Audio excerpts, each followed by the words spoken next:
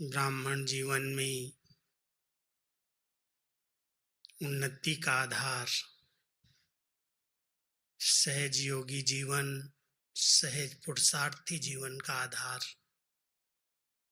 दुआएं हैं। वैसे तो ये भक्ति मार्ग का शब्द है, कभी कभी साकार बाबा की मुरली में आता है। बच्चे दुआएं, कृपा, आशीर्वाद मांगने की आवश्यकता नहीं है। ये तो पढ़ाई है। पढ़ाई अच्छी तरह से पढ़ोगे, पढ़ाने वाले की यही कृपा है, यही आशीर्वाद है जो इतनी ऊंची पढ़ाई पढ़ा करके मनुष्य आत्माओं को देवता बना देते हैं। तो हम सब बाबा के महावाक्य सुनते हैं, पढ़ते हैं, जो बाबा चाहते हैं उसका स्वरूप बन करके दिखाते हैं। सबसे बड़ी दुआएं तो यही हैं कि हमारे ऊपर स्वयं परमात्मा पिता राजी हो जाएं, प्रसन्न हो जाएं। वैसे तो शिव बाबा को भोलानाथ कहते हैं, आशुतोष कहते हैं। बहुत जल्दी राजी होने वाले हैं, बहुत जल्दी प्रसन्न हो करके वरदान भी दे देते हैं, दुआएं भी दे देते हैं। लेकिन इस ब्राह्मण जीवन के अंदर किन बच्चों को दुआएं मिलती रहती हैं, और अगर मिल रही हैं तो उनकी क्या निशानियां होंगी, आज इसी विषय को लेकर के मैं आपके पास आया हूं। हर एक ब्राह्मण आत्मा हमेशा एक चाहना रखती है कि हम बैठें और हमारा योग सहज लग जाए, बाबा से अच्छे अच्छे अनुभव होने लगे, अंदर की आंतरिक खुशी का, शक्ति का, शांति का अनुभव होता रहे। पुरुषार्थ में आने वाली बाधाएं, विघ्न, बंधन, समस्याएं सहज हम उनको पार कर लें, कहीं भी रुकावट ना आए, बंधन ना आए, ऐसी निर्बंधन निश्चिंत जीवन हमारी बन जाए। उसके लिए बाबा कहते हैं, बच्चे आप बाबा से दुआएं मांगो मत, मांगने से नहीं मिलती हैं, लेकिन ऐसे श्रेष्ठ कर्म करो, ऐसी ऊंची धारणाएं करो जो स्वतः है दिल से, बाबा के अंदर से निकले। ये बच्चा बहुत अच्छा है।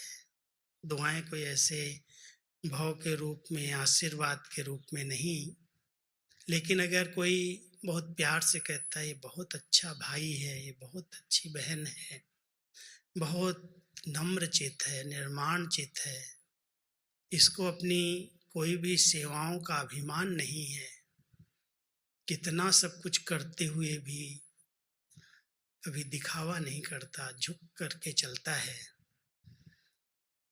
तो जो ये आंतरिक हरेक के अंदर से स्नेह की उत्पत्ति होती है, मैं समझता हूँ ये स्नेह ही दुआएं हैं। बाबा की दुआएं, जिसके लिए भक्ति मार्ग में एक गीत बनाया हुआ है, ले लो दुआएं माँ बाप की, सिर से उतर जाएगी गठरी पाप की। एक तरफ हम पुरुषार्थ कर रहे हैं कि हम ऐसा योग करें, ऐसा बाबा से कनेक्शन रखें जो हमारे पाप जो हमने जन्म जन्मांतर किए हैं वो गठरी उतर जाए। उसके लिए सभी ब्राह्मण आत्माएं ध्यान देती हैं, चारों तरफ तपस्या के प्रोग्राम रखे जाते हैं, भट्टियाँ होती हैं, एकांतवास करते हैं कि हमारे पुराने संस्कार खत्म हों, जो हमसे विकर्म हुए हैं, पाप कर्म हुए हैं, हम उनकी सजाओं से मुक्त हो जाएं। लेकिन दूसरी तरफ बाबा कहते हैं तुम दुआएं ले लो तो पाप की गठरी उतर जाएगी। बहुत बड़ी बात है। भगवान की, परमात्मा की, माता पिता की दुआएं मुझे मिलती रहें। जो बच्चे सदा सुपात्र हैं, आज्ञाकारी हैं, सपूत हैं, माता पिता की उनको दुआएं मिलती हैं। आपके लौकिक परिवार में भी ऐसे बच्चे जो माँ बाप का कहना मानते हैं, रिस्पेक्ट रखते हैं, उनको माता पिता दिल से दुआएं देते हैं। और अगर वो कुपात्र है, आपकी कमाई को ऐसे ही लुटा रहा है, कहना नहीं मानता है, कुल का नाम बदनाम करता है, तो क्या निकलता मुख से, कहाँ से पैदा हो गया, ना होता तो अच्छा था।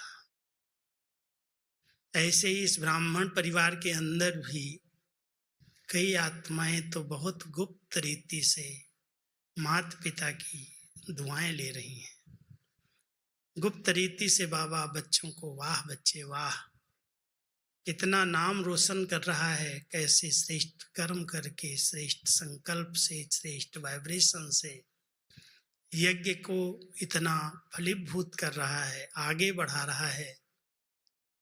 जो बाबा ने बच्चों को सेवाएं दी हैं, उन सेवाओं को जिसने दिल जान से अपना समझ करके बढ़ाया है, विस्तार किया है, उसको माता पिता की बहुत गुप्त दुआएं मिलती हैं। आप सब जानते हैं बाबा का व्यक्त होना 69 में सभी सोच रहे थे अब क्या होगा। बहुत बड़ा परिवर्तन एक ईश्वरीय विश्वविद्यालय के अंदर बहुत बड़ी एक लहर थी कि अब क्या होगा, क्योंकि अचानक ब्रह्मा बाबा का व्यक्त होना कोई ने सोचा नहीं था कि बाबा ऐसे शरीर छोड़ के जाएंगे। लेकिन जब 18 जनवरी को बाबा व्यक्त हुए, दादी जी सामने थी, दादी प्रकाश मणि जी, बाबा का हाथ दादी जी के हाथ में था। बाबा ने अपनी सब शक्तियां विल की, दुआएं दी, वरदान दिया कि ये बच्ची बहुत सुपात्र है, आज्ञाकारी है, ये बाप का नाम रोशन करेगी। उस शुभ उम्मीदों के साथ बाबा व्यक्त हुए, और अव्यक्त होते ही जब अव्यक्त पाठ प्रारंभ हुआ, हमारी दादी गुलजार जी को निमित्त बनाया। 21 जनवरी 69 बाबा की प्रथम प्रवेश था, और इतनी बड़ी मुरली चली, सारे आगे के कार्य के विस्तार को कैसे आगे बढ़ाना है उसका स्पष्टीकरण मिला। और इन दादियों ने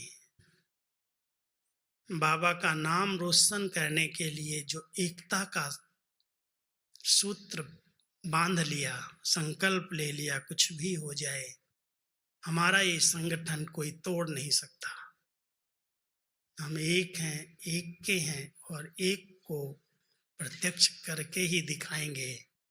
आप सब जानते हो कि शारीरिक पेपर तो हर एक के सामने आए। जो भी आत्माओं के द्वारा पिछले जन्मों में भी कोई ऐसे कर्म हुए, कुछ भी हुआ, तो उसको भी इतनी खुशी खुशी से, सहज रीति से पार किया। पेपर आया, लेकिन उस पेपर ने इनको परेशान नहीं किया, स्थिति को डगमग नहीं होने दिया, सूली जैसे कांटे के रूप में पार हो गई। कभी भी दुख की फीलिंग महसूसता नहीं हुई कि ये क्यों। अगर हम सब ब्राह्मण जीवन में अपने परिवार की भी दुआएं ले रहे हैं, तो भी बहुत सहज रीति से सबका स्नेह और सहयोग हमें बहुत अनेक पेपर्स को सहज पार करा देता है। और भगवान की दुआएं अगर मिल रही हूँ, परमात्मा की डायरेक्ट दुआएं जिसको मिल रही हूँ, मैं जब से यज्ञ में आया हूँ आज तक एक ही लक्ष्य रखा। कभी कभी मैं सोचता हूँ कि हमसे बहुत बड़े पढ़े लिखे, college, university, MA, BA, BA किए हुए हिंदी प्रोफेसर्स हमारे यज्ञ में समर्पित हैं। और हमने तो हाई स्कूल ही किया है, और पूरे विश्व को पढ़ाने की सारी कारोबार की जवाबदारी बाबा ने मुझे सौंप दी।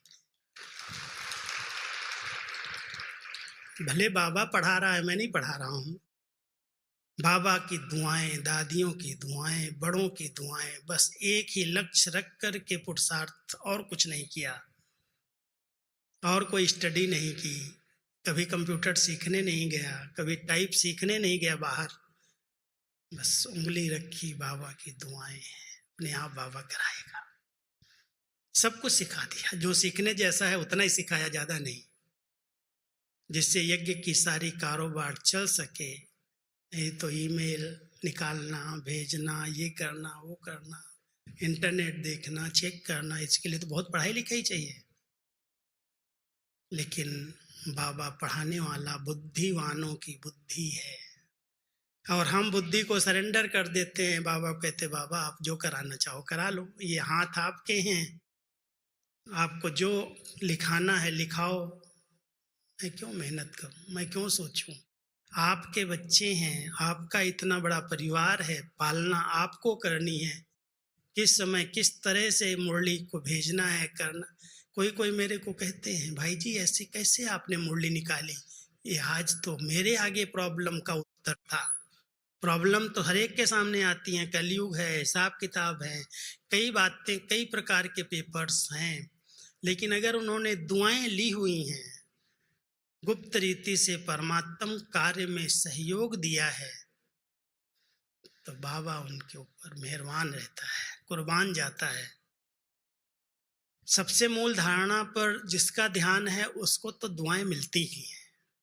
जो भी मुरली चली पिछली, पवित्रता सुख शांति की जननी है। जिस आत्मा ने इस पवित्रता के व्रत को दृढ़ता के साथ संपूर्ण पालन किया है, मन वचन कर्म से पालन किया है, जरा भी कोई भी पवित्रता में लीकेज नहीं है, उन आत्माओं के पास दुख की लहर नहीं आ सकती। बहुत गहरी मुरली थी, आप सबने सुनी होगी, स्टडी करना, विशेष स्टडी करना। ऐसी आत्माएं जो संगम युग पर बाबा की इस श्रीमत में बहुत पक्की हैं, दृढ़ हैं, उन आत्माओं को परमात्म दुआएं मिलती हैं, और उन दुआओं के कारण भक्ति मार्ग के अंदर भक्तों की हर आस उनके दर्शन से प्राप्त होती है, उनकी दृष्टि से पूरी होती है। बहुत ऊंची बात है ये कि आप सबको दुआ देने वाले बन जाते हो। संगम पर हम मांग नहीं रहे बाबा से, लेकिन अंदर अंदर परमात्म दुआओं से संपन्न बन रहे हैं, भरपूर हो रहे हैं, और इतने संपन्न बनते हैं, इतने भरपूर हो जाते हैं, जो आधा कल्प तो पूज्य पद है। सतयुग त्रेता के अंदर सुख शांति संपन्न भरपूर है, खजाने सब, लेकिन पूज्य पद में द्वापर युग से भी हमारी मूर्तियों के आधार से हजारों आत्माओं की इच्छाएं पूरी हो जाती, उनको दुआएं मिलती हैं। लोग एक सेकंड सिर्फ दृष्टि का दर्शन कर लेते हैं तो दर्शन से प्रसन्न हो जाते हैं, और कई कामनाएं उनकी पूरी हो जाती हैं, दुआ देने वाले बन जाते हैं। तो हम सब वर्तमान समय परमात्म दुआएं लेते चले। कैसे ले रहे हैं? सुपात्र बन करके, आज्ञाकारी बन करके, श्रीमत में हाजी करके, जो बाबा जो आज्ञा, ये बाबा ने तो कहा है, ये तो बड़ा संभव लगता है, कैसे होगा, होगा या नहीं होगा।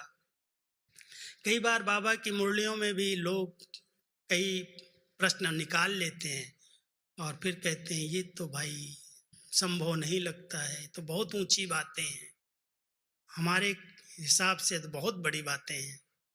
लेकिन जो बच्चे कहते हैं जो बाबा जी बाबा, जैसे मम्मा ने बाबा की दुआएं कैसे ले ली, नंबर 1 बन गई, श्री लक्ष्मी बन पद प्राप्त कर लिया, और बहुत थोड़े समय में तीव्र पुरुषार्थ करके।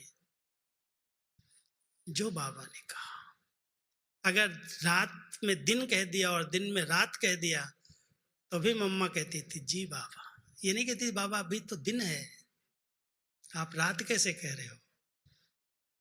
इतना संपूर्ण विश्वास कि भगवान कह रहा है इनके मुख से, इतना निश्चय बुद्धि के आधार से बाबा को के दिल को जीत लिया और उनको दुआएं मिल गई।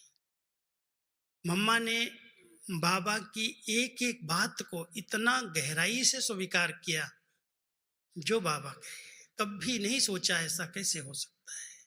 कोई अगर मम्मा को कहता भी था बाबा ऐसा कहता, मम्मा आपका क्या विचार है, तो ऐसे आंख करते, क्या कहते हो, मेरा विचार? अरे भगवान के महावाक्यों में मेरे विचार कहाँ से आ गए? इतना निश्चय, ये भगवान के बोल हैं, उसमें मेरे विचार कहाँ से आए? और आजकल के थोड़े से बुद्धिमान पढ़े लिखे अपने विचार उसमें डाल देते हैं, अपना अर्थ उसका निकाल देते हैं। कई बार अर्थ निकालते निकालते अर्थ का अनर्थ कर देते हैं। आप समझ सकते हो किसको दुआएं मिलेंगी। जो बाबा की एक एक बात को जी हजूर, जी बाबा कह करके स्वीकार करते हैं और वैसा बन के दिखाते हैं, उसको स्वरूप में ले आते हैं। कभी भी उसके प्रति कभी कोई ऐसा चिंतन नहीं करते, ऐसा कैसे होगा, हो ही नहीं सकता। कभी कोई बात निकालता है कोई। तो परमात्म दुआएं मिलती रहे, इस पर बहुत अंडरलाइन करना।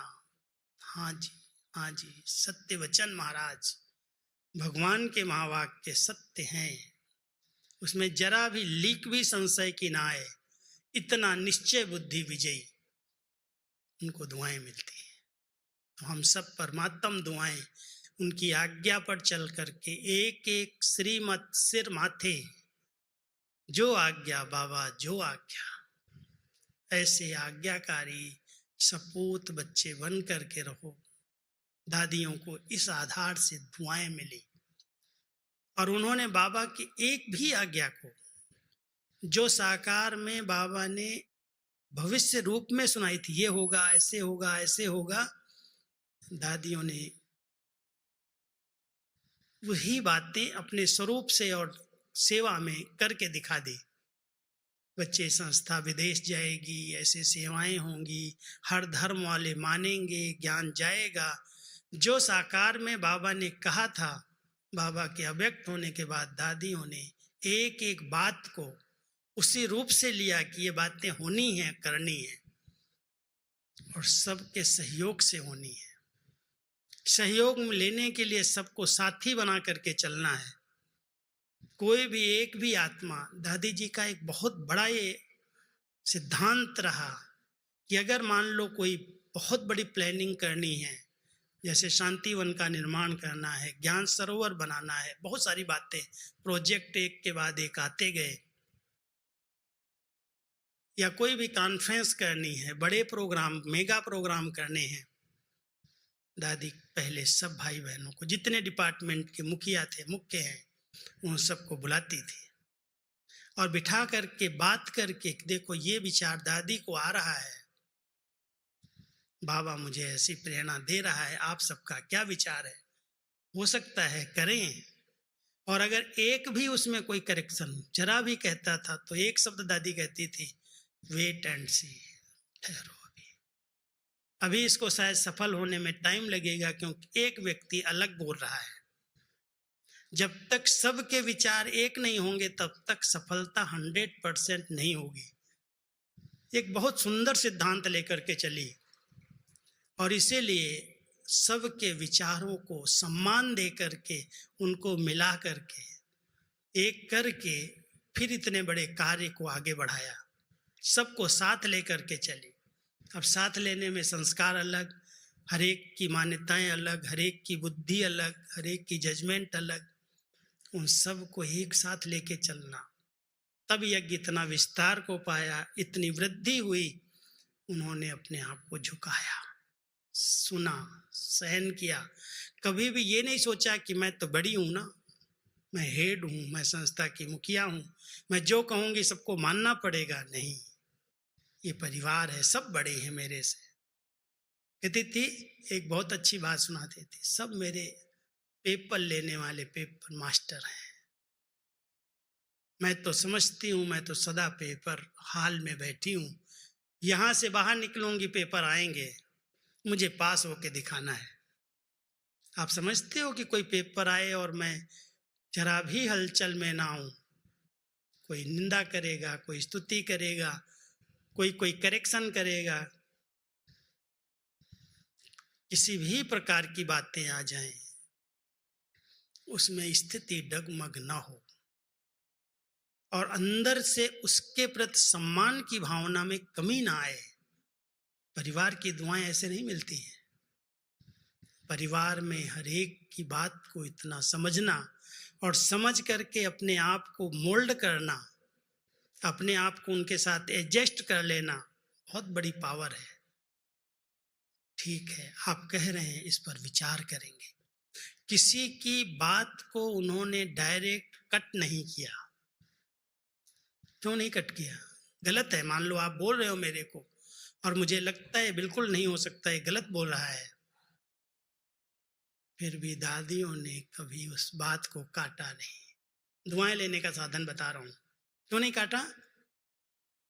क्योंकि जो बात कोई व्यक्ति कह रहा है वो अपनी समझ से उस समय राइट कह रहा है, अपनी समझ से। इसलिए अगर हम तुरंत उसको कट करेंगे तो उसके स्वाभिमान को ठेस लगेगी, वो सदा के लिए दूर चला जाएगा।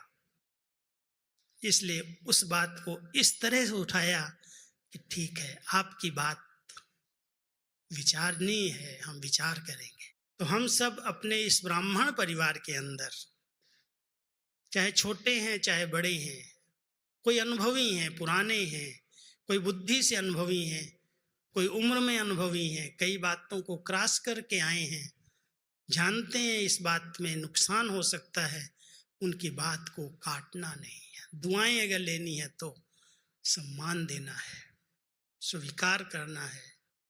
स्वीकार करेंगे, सम्मान देंगे, सत्कार करेंगे तो दुआएं मिल जाएंगी। हम सबको दादियों ने इस प्रकार से आगे बढ़ाया, कभी भी कोई बात कट नहीं की। एक दिन की बात बताता हूँ, जब दीदी अव्यक्त हुई, दीदी मनमोहिनी 83 में अव्यक्त हुई और दीदी के पास बहुत सारी बाबा की मिली हुई सेवाओं की जवाबदारी थी।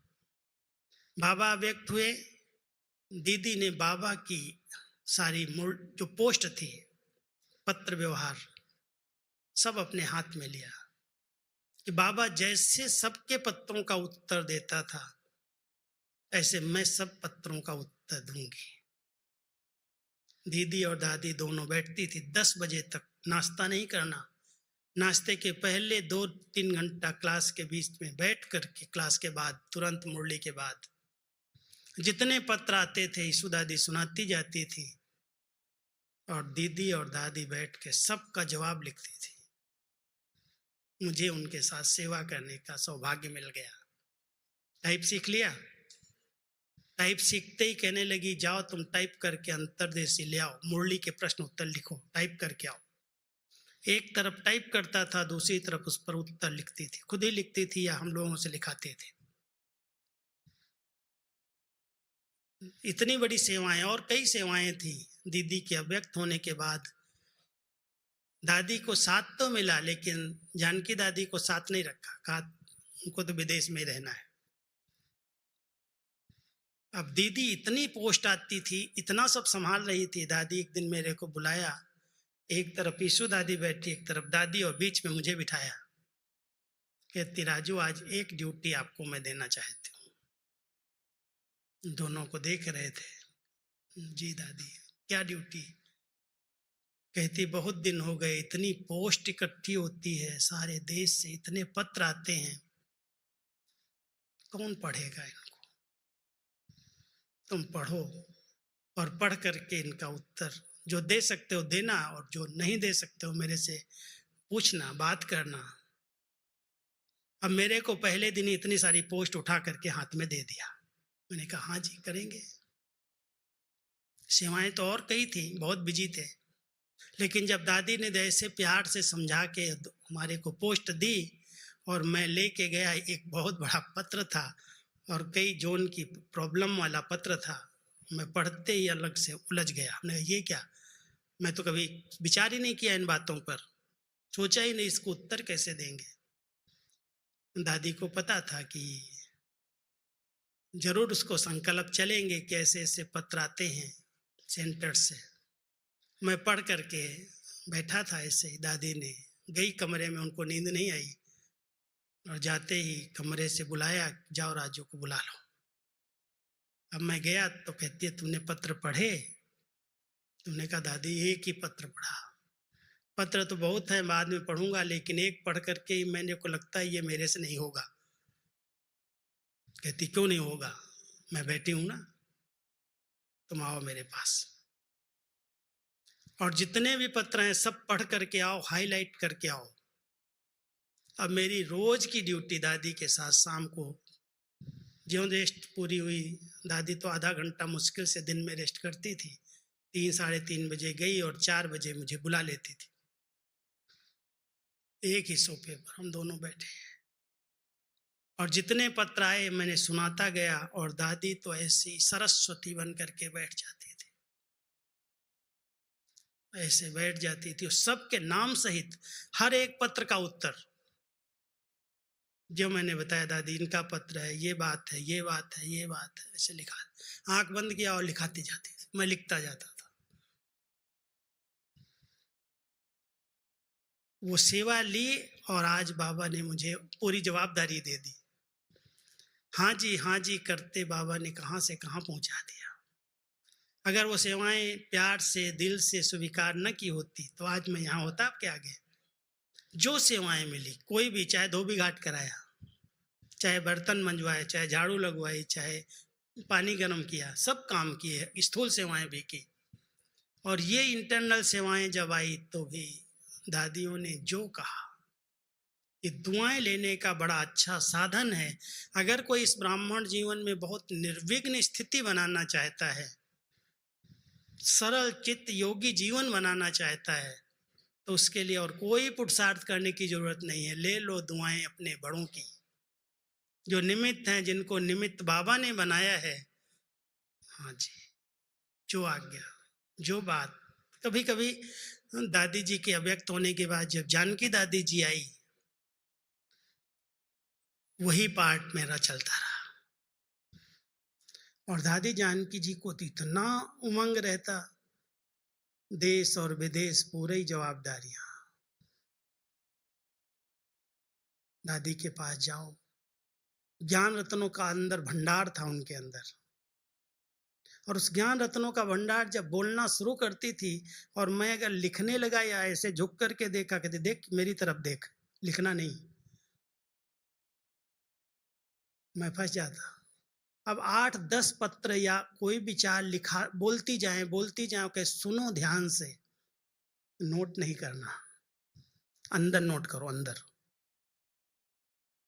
मैं बाबा के सामने मुरली सुनती थी, दादी कहती है, जानकी दादी, मैं कभी नोट सामने नहीं लेती थी, बाद में बैठ करके नोट लेती थी, लेकिन बाबा जितना बोलता था सब अंदर अंदर छप जाता था, इतना एकाग्र होकर के मैं सुनती थी। आप भी मेरे सामने बैठो, इतने एकाग्र होकर के बैठो, जो मैं जो बोल रही हूँ सब अंदर छप जाए और फिर जाके टाइप करके ले आओ। बहुत बड़ा पेपर था मेरा ये, सुनता रहता था इसे और सुन करके कहती थी अभी जो सुना है ना, जाओ लिख करके टाइप करके सबको भेज दो।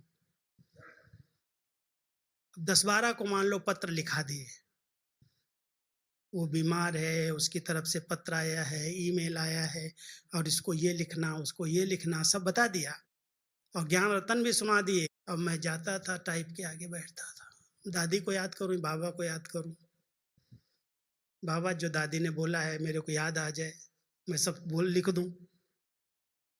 अपन लिख करके मैंने सबको भेज दिया, फिर फोन करके पूछे कि तुमने भेज दिया ना? हमने कहा हाँ दादी भेज दिया। अचानक कहेगी अच्छा फलाने को क्या लिखा है, लेकर के आ जाओ। कई बार ऐसा पेपर आया मेरा और मैं लेके जाता था दादी के सामने, दादी फलाने को ये पत्र लिखा है। अरे तूने तो मेरे दिल की बात लिख दिया। इतना उमंग दिला देना, इतना उत्साह दिला देना कि जो लिखा है बहुत राइट लिखा है, बहुत एक्यूरेट लिखा है। ये हमारी दादियां आगे बढ़ाने का साधन। कभी कोई बात कट नहीं की, कितने पत्र लिखे होंगे, कितने वर्षों से लिखे हैं, कभी नहीं कहा कि नहीं ये गलत लिखा, ये ठीक नहीं लिखा। एक सिखाने की भावना, एक आगे यज्ञ को, कारोबार को चलाने के लिए एक दूसरे को सम्मान देना, आगे बढ़ाना, उनकी विशेषताओं पर ध्यान देना, ये बड़ों की दुआएं मिली और दुआएं जमा करा ली उन्होंने अपने पास। ये दुआएं लेने और देने का साधन है। अगर वो बात को हमने कट कर दिया, उन्होंने कट कर दिया, तो थोड़ा दूरी बढ़ जाती है। कोई बात कहनी है, कोई बात करेक्ट करनी है, करेक्शन देनी है, तो बड़ी विधि से आपने बहुत अच्छा लिखा, लेकिन मेरे को ये संकल्प आता, ये भी होता तो बहुत अच्छा है। अब देखो किस तरह से ट्रेनिंग देना। तो हम सब बाबा के बच्चे, बाबा ने अपना बना लिया, हम बाबा की गोदी पुत्र बन गए, एडॉप्टेड बच्चे हैं। सदा एक ध्यान रखो, माता पिता की, अपनी निमित्त आत्माओं की, जिन्होंने ज्ञान दिया, उन आत्माओं को इतना दिल से रिस्पेक्ट दो जो उनके दिल से दुआएं निकले। बहुत अच्छा भाई है। जरा भी कोई किसी भी तरह से कमेंट देना, करेक्शन देना, काट देना, उनकी बात को रिस्पेक्ट न देना, ये बददुआएं हैं। हम सब अपने आप पर ध्यान दें। जितनी सरलता है, जितनी मधुरता है, जितना समय पर साथ और सहयोग है, समय पर सहयोग की जरूरत होती। आज यज्ञ के अंदर जब विशेष बेगरी पाठ शुरू हुआ, 1-1.5 साल का था, बहुत बड़ा पेपर था। जो ओम मंडली में कहते थे, बाबा के घर में यज्ञ के अंदर ब्रह्मा कुमारियों में ओम मंडली में पिस्ते बादाम खाते हैं। आबू में आते हुए ऐसा पेपर आया, जो पिस्ता बादाम तो दूर है, दाल चावल भी नहीं है, कुछ नहीं है खाने का, 1 पैसा नहीं है। 400 350 लोगों का भोजन बनना है, कोई भूखा भी नहीं रहे। बहुत बड़ा पेपर था। और बाबा बेगमपुर का बादशाह, बिल्कुल निश्चिंत स्थिति में। क्यों निश्चिंत? निश्चय था, ये भगवान के बच्चे हैं, इन्होंने भगवान को जीवन समर्पित की है, मुझे नहीं की है। इनकी पालना वो करने वाला है, इसलिए एक दिन भी भूखा तो सोने नहीं देगा। सुबह भंडारे वाली अगर बाबा के पास चली गई, बाबा आज क्या बनाएंगे? आज दोपहर के लिए कुछ नहीं है। बाबा तो बच्ची ठहरो, अभी पोस्ट आएगी ना, उसके बाद आना मेरे पास। और पोस्ट में कोई लिफाफे के अंदर, कोई मनी ऑर्डर के अंदर 500 रुपया, 1000 रुपया, कोई पोस्ट में ऐसे डाल के भेजा। तुरंत पोस्ट के बाद चीजें आई और भोजन बना समय पर। एक दिन भी भूखे नहीं रहे। लेकिन जिन आत्माओं ने उस समय सहयोग दिया, समय पर सहयोग दिया, बाबा को तो पता था किससे कराया है मैंने। उन आत्माओं को आज तक भी संपन्न बना के रखा है, भरपूर है सब वो, भले वो ज्ञान में नहीं है। माना ज्ञान में, माना कि स्नेही हैं, सहयोगी हैं, सेंटर बना के दिए हैं, लेकिन इतनी धारणाएं नहीं है। एक बार की बात सुनाता हूँ। एक परिवार जिसने ऐसे बेगरी पार्ट के समय कुछ पैसे लिफाफे में भेजे थे, अचानक पूरा परिवार आ गया मधुबन, बाबा के अव्यक्त होने के बाद।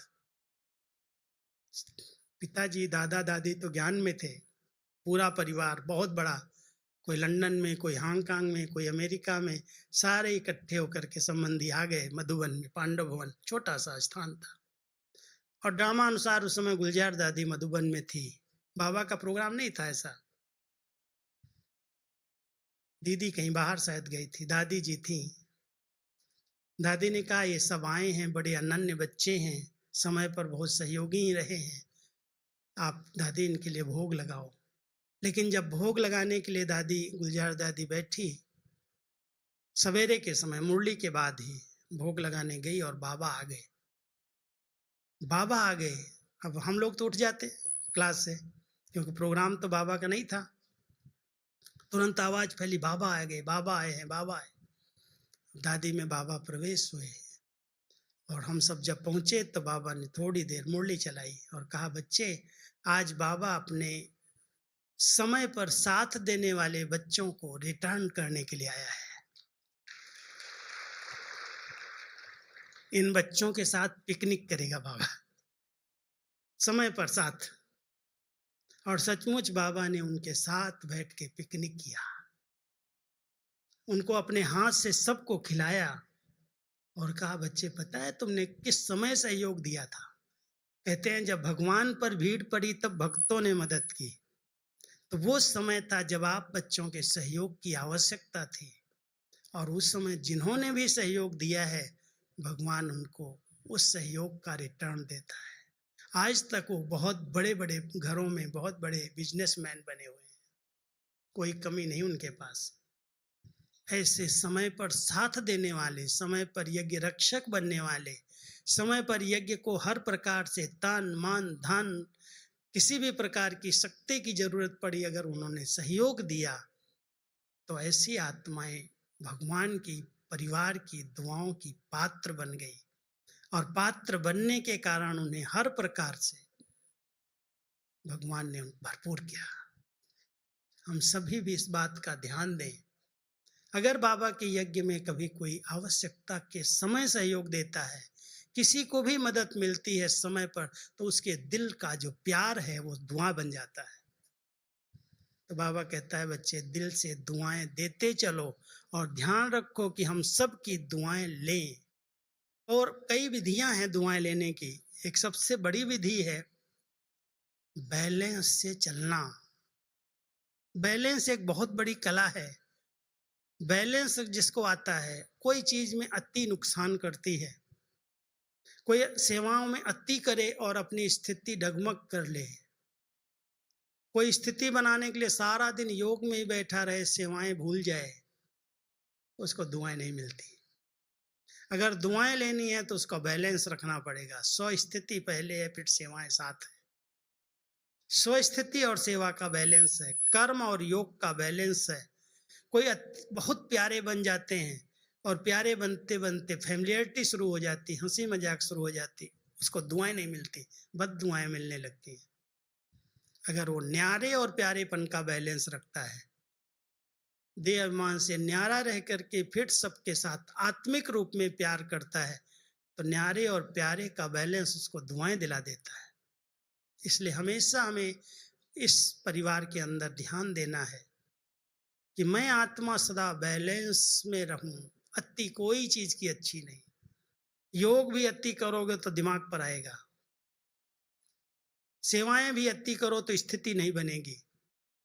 इसलिए ध्यान देना, अति ठीक नहीं है। बहुत अच्छे बैलेंस से चलो। न्यारे प्यारेपन का बैलेंस है, परमार्थ और व्यवहार का बैलेंस है, कर्म और योग का बैलेंस है, स्वस्थिति और सेवा का बैलेंस है। इस प्रकार अगर बैलेंस है तो कहते बैलेंस से ब्लिसफुल लाइफ बनती है और सबकी ब्लेसिंग्स प्राप्त होती है। तो हम सब बाबा के इस परिवार के अंदर बेहद स्थिति बनाने के लिए आए हैं, ऊंचे से ऊंची स्थिति बनाने आए हैं। बाबा कहते बच्चे अंत समय चल रहा है और इस अंत समय में हर एक के 3 खाते फुल होने चाहिए। 3 खाते फुल होने चाहिए।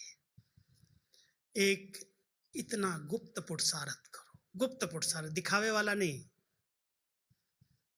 जिस गुप्त पुरुषार्थ से आपकी अच्छी ऊंची प्रारब्ध बन जाए। पुरुषार्थ का अर्थ है पुरुष इस रथ पर विराजमान, आत्मिक स्थिति का अभ्यास ही वास्तव में यथार्थ पुरुषार्थ है। अगर हम जितना समय मिलता है, मैं आत्मा इस कर्म इंद्रियों से कर्म करा रही हूं, मैं कराने वाली अलग हूं, ये कर्म इंद्रियां अलग हैं। आत्मिक स्थिति स्वस्थिति बनाने का जो पुरुषार्थ करते हैं वो कर्म इंद्रिय जीत बन जाते हैं, और कर्म इंद्रिय जीत बनने वाली आत्मा से विक्रम नहीं होते, इसलिए वो विक्रमाजीत कहलाते हैं। और जब विक्रमादिजीत बनते हैं तो ये प्रकृति पर उनका अधिकार हो जाता है, प्रकृति जीत बन जाते हैं। और ऐसी कर्म इंद्रिय जीत, विक्रमाजीत, प्रकृति जीत आत्मा कर्मातीत स्थिति को प्राप्त कर लेते। इसलिए पहले पुरुषार्थ से अच्छी प्रारब्ध बने, दूसरी, एक दूसरे को साथ देख करके, सहयोग देख करके, सुपात्र बन करके, आज्ञाकारी बन करके सब परिवार की दुआएं मिले। कितने भी पुराने कड़े हिसाब किताब होंगे, आएंगे, सामने आएंगे, सबके सामने आएंगे, लेकिन वो दुआएं जिसने जमा की हैं सबकी, वो कहेगा कोई परवाह नहीं, सब पार हो जाएंगे, सहज पार हो जाएंगे, सूली कांटा बन जाएगी, भोगना समाप्त हो जाएगी, दर्द दुख का अनुभव नहीं होगा, उलझेंगे नहीं, मूंझेंगे नहीं, बड़ी सरल चित नेचर, सरलता से सहज योगी जीवन, सहज योग, अंदर अंदर आंतरिक खुशी का अनुभव। अगर ब्राह्मण जीवन में कोई आंतरिक खुशी, अतीन्द्रिय सुख का अनुभव नहीं कर रहा है, माना वो सबकी दुआएं नहीं ले रहा है। अगर मुझे सबकी दुआएं में नहीं, इतना अंदर से आत्मा प्रसन्न है, तृप्त है, खुशनुमा है, सहज योगी जीवन है, मेहनत वाला नहीं है। मेहनत समाप्त हो जाती तो सभी ध्यान देना, दूसरा खाता हमारा फुल हो, जो हमारे अंत समय तक पेपर्स में पार करने में बहुत मदद करता है, वो है दुआओं का खाता। और तीसरा है पुण्य की पूंजी। कहते हैं अगर कोई आत्मा ने गुप्त सेवाओं में मदद की है, गुप्त योगी, गुप्त दानी बन करके रहा है, तो गुप्त दान महापुण्य कहलाता है। करो बहुत और दिखाते रहो, ये किया, ये किया, ये किया, तो जितना किया वो माइनस हो जाता है। इसलिए पुण्य उनको मिलता है जो कहते हैं बाबा ने जो तुरंत दान महापुण्य किया, उसकी एक विशेषता है कि इस हाथ से किया तो इसको भी पता नहीं चले। इतना गुप्त रीति से बाबा ने अपना ऊंचे से ऊंचा भाग्य बनाया। ये पुण्य कर्म है, ये पुण्य की पूंजी साथ जाती है। तो हम सब ब्राह्मण आत्माओं को ध्यान देना है, संतुष्ट रह करके, संतुष्ट करके सबकी दुआएं ले लें, गुप्त सेवाओं में सहयोगी बन करके तन मन धन बाबा के कार्य में लगा करके पुण्य जमा कर लें, और अंदर से आंतरिक पुरुषार्थ करके अच्छी ऊंची प्रारब्ध बना लें। ये तीनों खाते जिसके फुल हैं, वो निश्चिंत अंत काल में बाबा की याद में जब शरीर छोड़ेगा तो ऐसे जाएगा जैसे कोई परवाह नहीं, सब कुछ खाते फुल हैं उस आत्मा के। तो हम संगम पर ऐसा पुरुषार्थ करके अपनी अच्छे से अच्छी प्रारब्ध बनाएं, और अपने दुआओं की ले लो, दुआएं सबकी। और जो अपने पास है, बाबा कहता है अगर कोई गलती भी करता है, किसी से क्षमा ले लो, किसी को क्षमा कर दो, ये दुआएं लेने का साधन है। वो दुआओं का स्टॉक फुल रहेगा तो कभी भी कोई मुश्किल का अनुभव नहीं होगा। Okay, Om Shanti. To watch Peace of Mind channel videos on YouTube, subscribe us on youtube.com/tvpeaceofmind. Just a click for a peaceful life.